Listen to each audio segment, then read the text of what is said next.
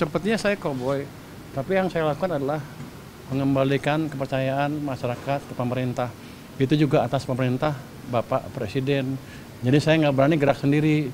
Jangan dianggap saya koboi, saya hanya perpanjangan tangan dari Bapak Presiden, kira-kira begitu.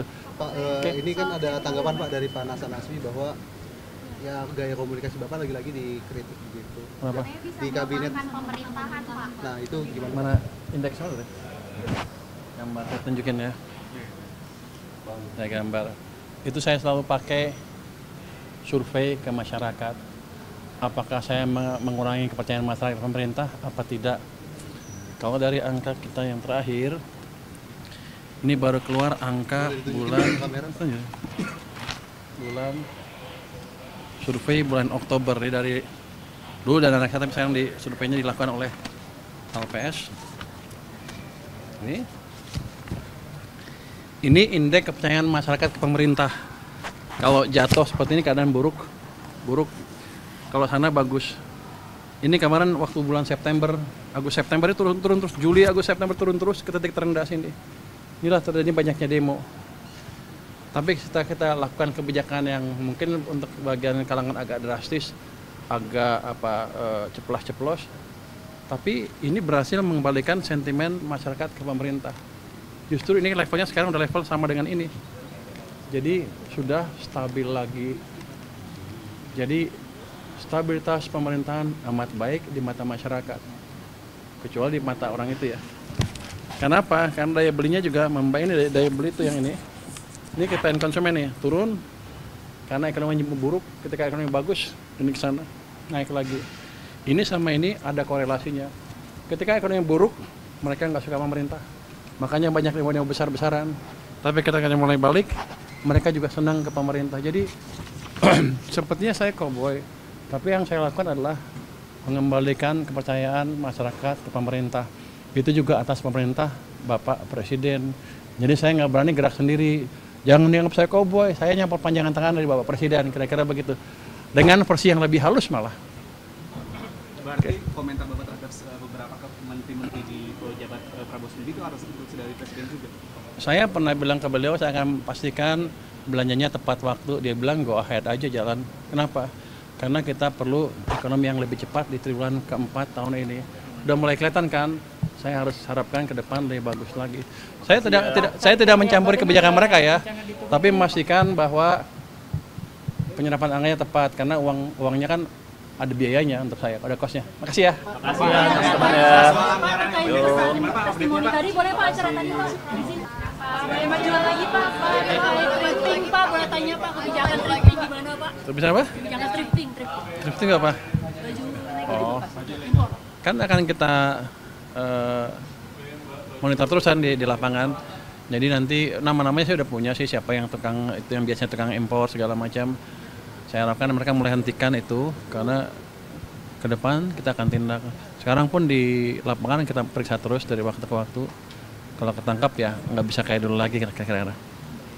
Jadi kita orang kan suka bingung kalau itunya mati berarti nggak ada supply. Supply-nya barang-barang domestik harusnya nanti. Biar industri domestik juga hidup lagi. Berarti nasib dari pedagang para pakaian bekas di pasar ini siapa Pak?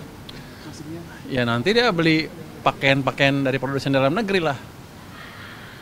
Kan masa kita mau legalkan yang ilegal sementara produsen dalam negeri mati, kan sama juga untungnya nanti dia dapatnya. Kan mereka yang penting untung kan.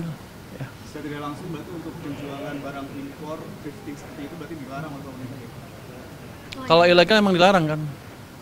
Nggak tahu siapa yang melegalkan. Kalau saya pikir sih ilegal harusnya dilarang, kecuali dia bisa legal dengan melalui jalur tertentu. Tapi kalau selama ini kan yang disebut balapres itu kan, itu akan dilarang dan saya pernah bilang kan, tanya ke orang bea cukai apa hukumannya hanya ditaruh di mereka, bahannya dimusnahkan terus orangnya dipenjara. Saya bilang saya rugi, cuma udah ngeluarin uang buat musnahin barang terus masih makan orang lagi. Jadi nanti barangnya dimusnahkan, orangnya denda, dipenjara juga dan akan di blacklist. Yang terlibat itu saya akan larang impor seumur hidup. Aturannya kapan keluarnya Pak? Sebentar lagi. Berarti udah ada pembicaraan sama pedagang wali kota Pak? Oh? Kenapa Menteri Perdagangan? Kan itu ilegal. Kenapa mesti bicara dengan Menteri Perdagangan? Emang ada peraturan Menteri Perdagangan yang melegalkan itu? Nggak, maksudnya kan Kerjasamanya, koordinasinya sama kerja sama koordinasi kan aturannya itu Pak. Kenapa memberantaskan Menteri Perdagangan? Instrumen dia di mana? apa langsung dari Kementerian Keuangan Pak berarti? Itu kan bea cukai, berarti kan yang jaga bea cukai nanti kalau di lapangan mungkin yang baru mungkin Kementerian Perdagangan, tapi yang saya jaga yang di bea cukai yang di port-port masuk. Saya fokus di alat-alat yang saya kuasain, bea cukai, pajak dan lain-lain ya. Berarti juga PMK ya Pak? Aturannya? Aturan apa? Itu kan ilegal. Ilegal eksekusi sesuai dengan pelanggarannya. Nanti kita perketat aja peraturan yang tadi, yang bukan yang hanya ada katanya kelemahan hukum di sana, tapi kan kita bisa akalin nanti di lapangan seperti apa. Pak, kalau mitigasinya gimana sih Pak kalau ada penolakan dari para pedagang? Penolakan, siapa yang nolak saya tangkap duluan. Kalau yang pelaku thrifting yang nolak-nolak itu ya saya tangkap duluan ya, berarti kan dia pelakunya, clear. Malah maju, malah untung saya. Coba yang ini, dia kan ngaku bahwa saya pengimpor ilegal kan. Alhamdulillah. Pak, di Pasar Senen kan juga banyak yang menjual pakaian bekas itu ya Pak, termasuk itu juga Pak akan diperiksa. Ya saya nggak akan raja ke pasarnya, saya cuma di pelabuhan aja. Ya nanti otomatis kalau itunya kurang kan suplainya kurang, dia jual kurang. Tapi nanti akan saya lihat seperti apa.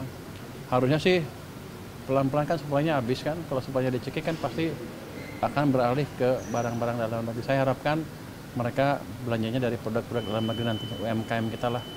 Pak, satu lagi Pak. Pak, ini kan ada tanggapan Pak dari Pak Hasan Nasbi bahwa ya gaya komunikasi Bapak lagi-lagi dikritik begitu. Kenapa? Ya, di kabinet. Pemerintahan Pak. Nah, itu gimana? Mana indeksnya dulu deh? Gambar saya tunjukin ya. Saya gambar. Itu saya selalu pakai survei ke masyarakat. Apakah saya mengurangi kepercayaan masyarakat pemerintah apa tidak? Kalau dari angka kita yang terakhir, ini baru keluar angka bulan survei bulan Oktober dari dulu dan anak saya, tapi sekarang di surveinya dilakukan oleh LPS. Ini indeks kepercayaan masyarakat ke pemerintah. Kalau jatuh seperti ini keadaan buruk. Kalau sana bagus. Ini kemarin waktu bulan September, Agustus September itu turun terus, Juli, Agustus September turun terus ke titik terendah sini. Inilah terjadi banyaknya demo. Tapi kita lakukan kebijakan yang mungkin untuk bagian kalangan agak drastis, agak ceplas-ceplos. Tapi ini berhasil mengembalikan sentimen masyarakat ke pemerintah. Justru ini levelnya sekarang udah level sama dengan ini. Jadi sudah stabil lagi.